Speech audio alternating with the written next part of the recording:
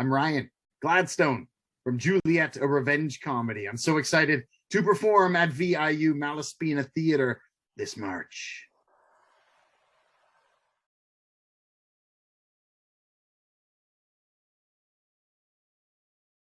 It really started with my friend Pippa Mackie, who is the co-writer of the play, and also she plays Juliet.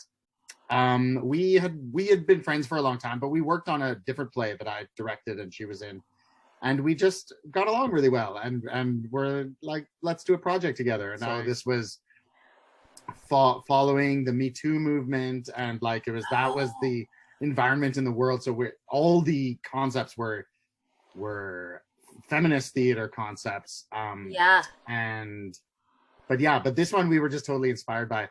And so part of the original idea was that we were like, let's make a play that only the Stratford Festival can do. Like it with like 15 actors, and we'll do this huge thing. And so we started working on this concept, and it's the same concept as Juliet.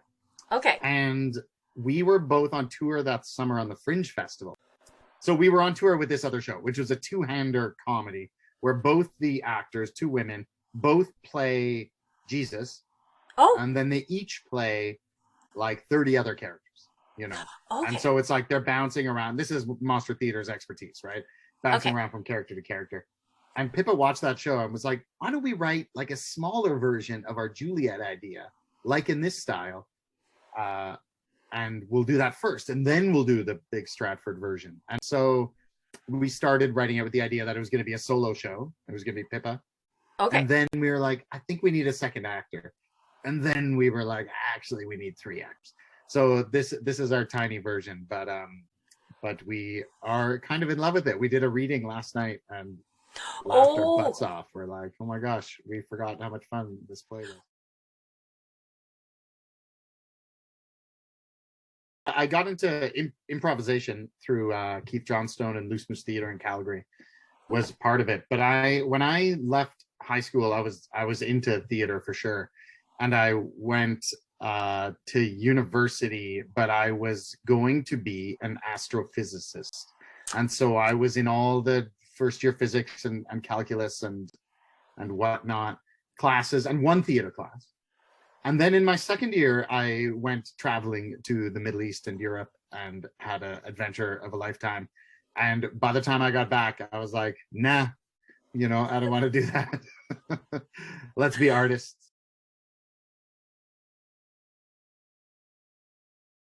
Sometimes, absolutely. I mean, the last kid show that our company did was called We Now Know: The Complete History of Science, about the journey of people being like, there, we've solved it all. Oh, we know nothing. Oh, we've solved it all. We know nothing.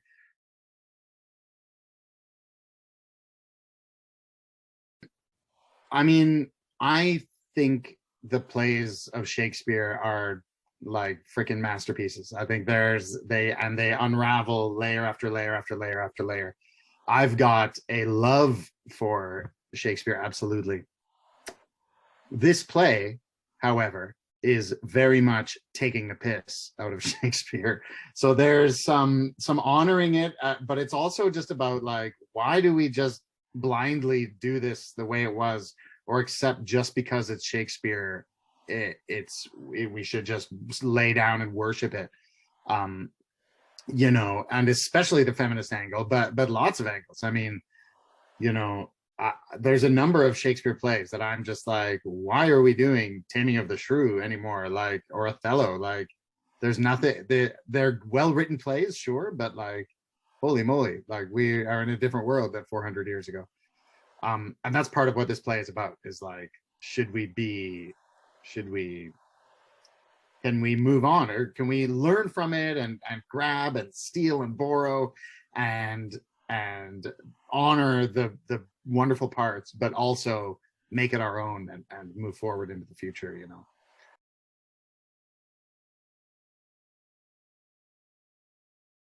Yeah, I mean, absolutely. Like you asked in the middle of the first question. Yeah, sorry. why Monster Theater, or where Monster Theater came from, or something like that. Yeah. And it's actually based on really the writings of Joseph Campbell and this idea that the human experience is more or less the same for the last, like, 20,000 years. That we're born, we come of age, we fall in love or don't fall in love, we have pass into parenthood or don't, we face death, and that basically the human experience is the same. And that stories are signposts on the road of life to help us navigate, right? Yeah. And there's a universality to story, that's the hero journey and all this stuff, that is timeless. And then there's the temporal aspect, which is specific to our time and place. And so the monster theater ethos is that it's our job as artists to retell these timeless stories for our own time and place, to make them make sense. So if you did say Hamlet the exact same way as it was done 400 years ago, maybe there's value in that, sure, maybe, or is it a museum piece? I don't know.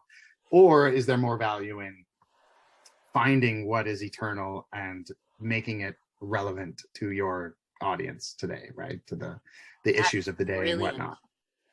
Yeah. So I mean, yeah, I think absolutely the artist's job is vital, and I mean, I would say never more so, but I think equally so for all time. Artists translate the world, right, and give us stories. Well, and true. Yeah, true. I had a teacher in university who said, we went around the room and they said, like, why are you here? Why do you want to do theater?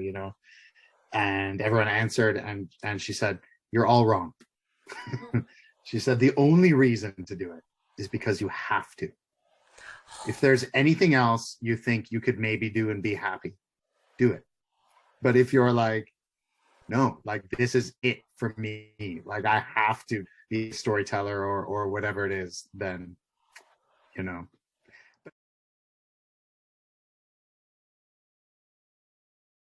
Theater's a live performing art, right? It's not the same as film. It's not the same as recording music at home versus performing music. It's like, without the audience, it's nothing, and it's been a weird couple of years where we essentially haven't been able to really. We need audiences.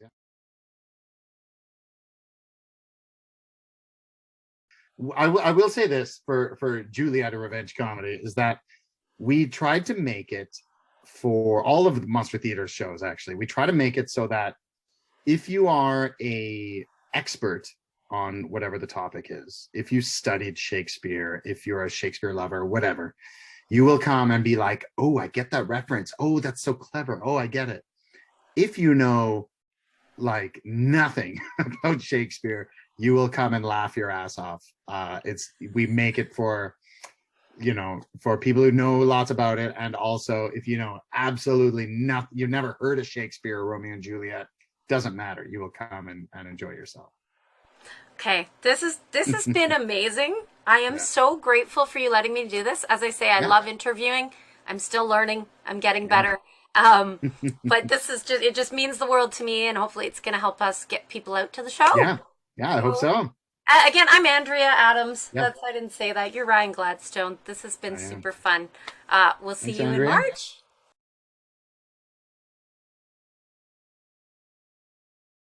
Go to our website, monstertheater.com. We got videos on there and images from the show and all of our other cool shows that we've done over the years. See you in Nanaimo.